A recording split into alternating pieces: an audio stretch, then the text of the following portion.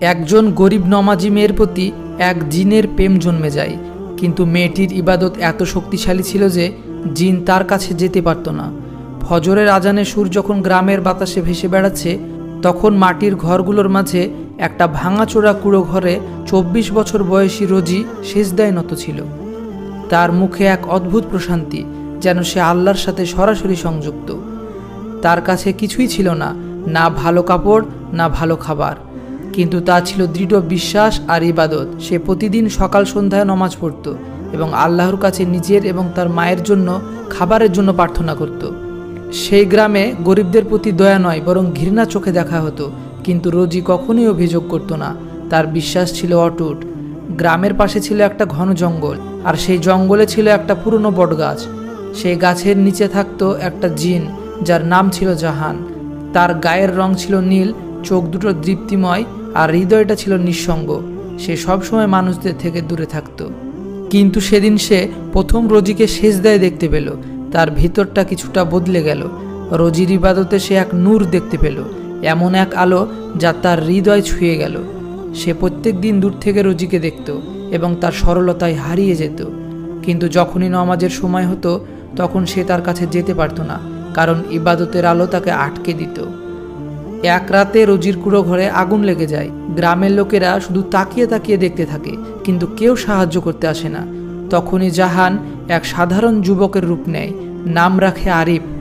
সে রোজি এবং তার মাকে উদ্ধার করে এবং চুপচাপ তাদের জন্য একটা কুড়ো ঘর তৈরি করে দেয়। এরপর সে প্রত্যেক দিন খাবার, কাঠ এবং ওষুধ নিয়ে যেত, নিজের পরিচয় না দিয়ে। রোজি অবাক হতো এবং সে দোয়ায় বলতো, হে আল্লাহ, যে আমাদের সাহায্য করছে, যদি সে নেক হয় তবে তাকে হেফাজতে রাখো। জাহান একথা শুনে তার চোখ দুটো দিয়ে অশ্রু বয়ে যেত।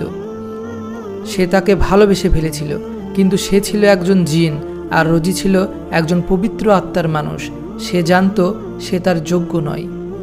একদিন রোজি দোয়ায় বলল, হে আল্লাহ, যদি যে ব্যক্তি সাহায্য করছে সে নেক এবং পবিত্র হয়, তবে তাকে আমার জীবনসঙ্গী করে দাও। জাহানের আত্মা কেঁপে উঠল। প্রথমবারের মতো সে আশার আলো দেখতে পেল। সে এক বুড়ো দরবেশের কাছে গেল, যে জিনদের মানুষে রূপান্তর করতে পারত। শর্ত ছিল তাকে সব শক্তি ত্যাগ করতে হবে এবং জাদুর জগতে আর কখনো ফেরা যাবে না। জাহান বিনা দ্বিধায় রাজি হয়ে গেল এবং তার নীল রং ধুয়ে মুছে গেল। সে মানুষ হয়ে গেল এবং সে তার নাম রাখল আরিফ। এবার সে রোজির কাছে আসতে পারল। সে তার সঙ্গে সময় কাটাতো, সামনে থেকে সাহায্য করত। ধীরে ধীরে দুজন আরও কাছে আসতে লাগলো, কিন্তু গ্রামের কিছু লোক সন্দেহ করতে লাগলো, কে এই ছেলেটি? সে হঠাৎ করে এসে সব ঠিক করে দিচ্ছে। রোজিও চিন্তায় পড়ে গেল। আরিফ এখন সত্য বলার সিদ্ধান্ত নিল, কিন্তু সে ভয় পেল যদি রোজি ভয় পেয়ে যায়। ঠিক সেই রাতে হাজির হলো এক পুরনো জিন, জাহানের পুরনো সঙ্গী। সে বলল, তুই আমাদের ছেড়ে যেতে পারবি না, তুই আমাদেরই অংশ। জাহান বলল, আমি এখন মানুষ, আমি ভালোবেসে ফেলেছি, আমি এখন ওর সঙ্গেই থাকব। দুজনের মধ্যে প্রচণ্ড লড়াই শুরু হয়ে গেল। জাহান আহত হয়ে গেল, কিন্তু রোজির নামাজের শক্তি সে জিনকে তাড়িয়ে দিল। রোজি সব কিছু দেখে ফেলেছিল। সে জাহানকে জড়িয়ে ধরে বলল, তুমি এখন আর জিন নও, তুমি আমার দোয়ার উত্তর। জাহানের চোখ দিয়ে অশ্রু গড়িয়ে পড়ল। তার প্রেম এখন পূর্ণতা পেল। গ্রামের লোকেরা যখন সব জানতে পারল, তখন তারাই সেই প্রেমকে মেনে নিল।